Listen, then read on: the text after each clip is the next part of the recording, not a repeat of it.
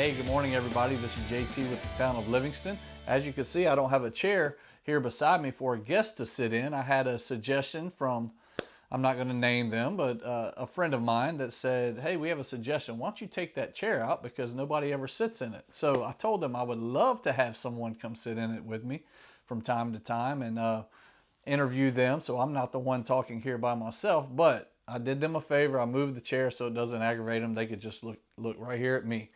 But anyway, I came to you this morning. I've been wondering, what am I going to talk about this week? We have a lot going on with the growth of the town, but I feel like I'm just always talking about the same things and it probably gets redundant. And so I had a post last night on social media about Circle Drive Park and some of the repairs that need to be had there, maintained, need to do a better job of it. And I agree 100%. So the first thing I want to do is thank that anonymous poster on Facebook for bringing that to light and making that. It's always been a priority of mine, I will say, for Parks and Recreation. People that know me, they probably see me at every high school ball game, LPR events. That's what I do. That's what I love to do. I have kids. I want them to have the best here in this town. So I want to thank them because sometimes we get drug into, the sewer and the water and the major repairs that have to be made and drainage and roads. It's a lot of things that take place and you forget some of the small things. And I'm not saying Parks and Recs is small. That's one of my priorities. But the repairs that need to be made on playground equipment, we're worried about a lot of those other things and lose focus. And I want to take the blame for that. And that's another reason I decided this morning to move the chair, because I want you to look at me and realize I will take the blame for it. And I appreciate people for bringing things to light, but I will tell you I'm going to do my best to make those repairs. But I want to bring some facts to you as well on the original post that was made last night, and some of the things that were said. I just want to clear up and make sure you understand where we are financially as a town, what we have, the things we have to do to be able to keep the parks maintained. So in the original post, it stated that we have a $100 million budget. If you add in the past 25 years, we would still probably be about half of that $100 million budget. So the town of Livingston's general fund budget, where the funds come out to maintain the park, last year was $2.3 million. Now, all that $2.3 million obviously does not go straight to Parks and Recreation. That's for the general fund. That is for our fire department, for our police department, for our streets, our drainage, our Parks and Recs, our employees, insurance, retirement, all of those things. That $2.3 million has to go towards. So we don't have a lot of extra money. Now, we do budget for our Parks and Recs as well, and we try to do what we can to keep it maintained. But with an aging park like Circle Drive Park, and also Johnny Sartwell Park, where a lot of your kids probably play sports, those are aging facilities. And without investing in those facilities, the older they get, the harder it becomes to maintain. The more things have to be maintained. And I'm continuing always with our grant writer to try to find funding to make the proper maintenance and also upgrades. For the past 3 years since I've been mayor, that's been one of my priorities. Now, I'll let you know how it goes with grants, everything like that. With grants, it's hard for the town of Livingston, and I don't know if I'll be able to explain it real clearly on a podcast, but it's hard for the town of Livingston to acquire grants for Parks and Recs.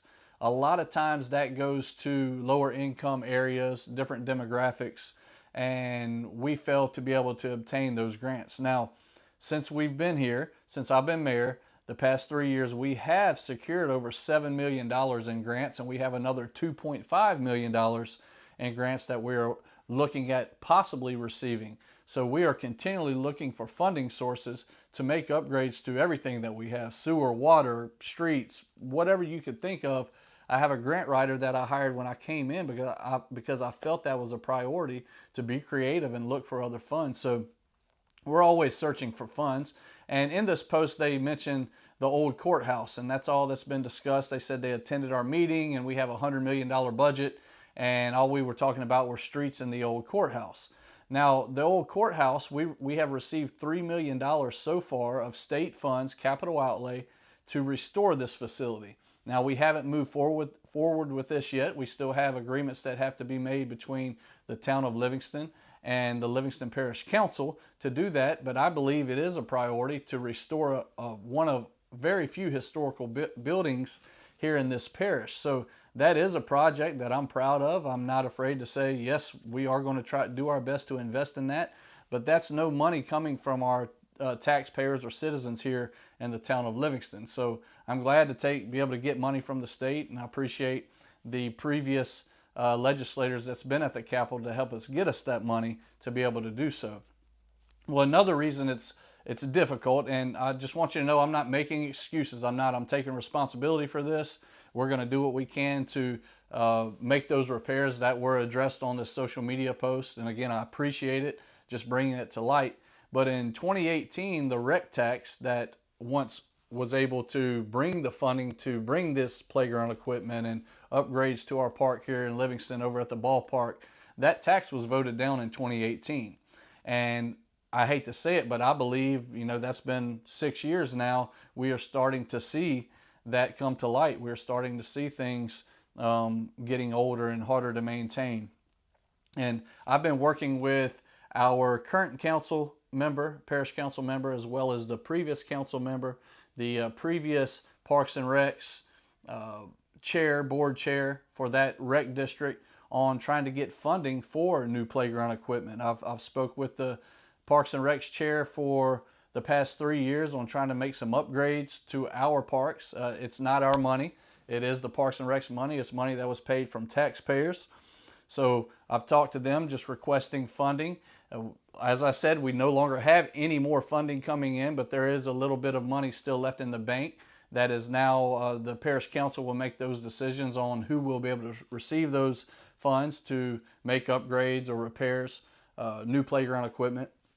But on the playground equipment itself, for the one of the main pieces that were some of the pictures that was on the Facebook post last night, just to replace that, I've met with playground equipment providers. I met with one in November, putting some proposals together for us. So this isn't something that we weren't aware of. It's just the small repairs that need to be made that we didn't focus on and that we're going to. But one piece of playground equipment like that is well over $100,000. So we don't just have $100,000 sitting around, but we're trying to be creative and find that funding. We do have capital outlay funds that I put in the budget every year for Circle Drive Park.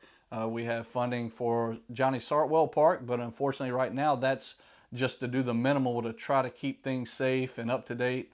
Our bathrooms that have been repaired, we repaired them in December. Somebody came back in, tore them up 2 weeks later. So we just invested $12,000 in new surveillance equipment that we do have now up and running at Circle Drive Park and Johnny Sartwell Park. We put a new roof on the pavilion over across the street that cost us about $35,000. We have, you can see trash receptacles that we've received grants from Keep Louisiana Beautiful, around $6,000 around the park, a new fitness park, lighting. We have lights that have been repaired, so it makes it safer at night to walk around the sidewalks over there at Circle Drive Park. So it's not that we haven't focused on that. It's just specific things that we have taken for granted or not realized that need to be done, and we are going to do that. So I just wanted to bring you some facts.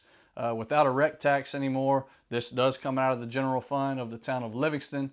We do not receive any funding from the parish on our Parks and Rec, on Johnny Sartwell Park. Now, I'm willing to receive it if they want to give us some to help us with these things, but I understand they have a lot more problems with the parish and other things they have to do, as well as us, when it comes to roads, drainage, utilities, and all those types of things. So again, I do want to thank the person that posted this. There were a lot of shares, and a lot of times I know on social media the negative does get more shares, and I understand it. I get it, that the position I sit in, that's sometimes things we have to realize, and I need to be accountable for it. And y'all hold me accountable, and you did with this post last night. So I do want to thank you, but I'm going to take this opportunity to ask local businesses or local nonprofit organizations since we don't have a rec tax and we don't have a huge budget for our parks and recreation, and we do everything we can with the budget we do have. But I'm gonna ask if there's any businesses that can step up and help us maybe make some of these repairs, or possibly, man, if there's a business that's blessed enough that says, hey, I want to donate a piece of new playground equipment. So until we possibly get a new rec tax or some type of tax or other funding that we could find, grants, anything that we can try to find, again, we're trying to be creative and find this funding, or free up some things here in the town financially to open up funding for parks and recreation. Maybe we could have a business step up and help us make these repairs, or possibly, again, like they did with the fitness park, maybe make a donation toward a new piece of playground equipment. And I'm open to any fundraisers. If you're willing to and you're passionate about this, I will support you 100%, and we will get involved. I don't have the big staff for somebody to just focus on doing a fundraiser for the parks, but if you have an idea of how we can generate funds to build new playground equipment, maybe put a basketball court across the street or some pickleball courts. That's some things we want to do, but we have to try to find the funding. If you're passionate about it and you have some ideas of how we can generate the funds, or you know a business that has the money to do something like this, please let me know.